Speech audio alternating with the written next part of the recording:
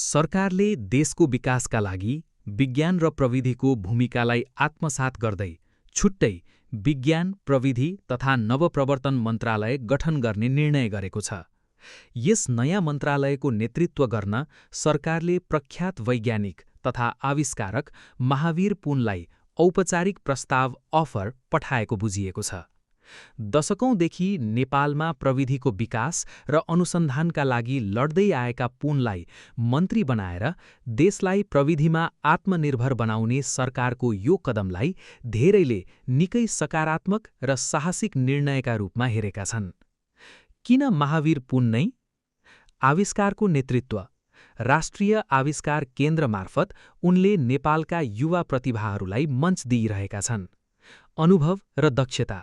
दुर्गममा internet पुर्याउनेदेखि कृषि र स्वास्थ्यका उपकरण बनाउनेसम्मको उनीसँग लामो अनुभव छ। जनविश्वास।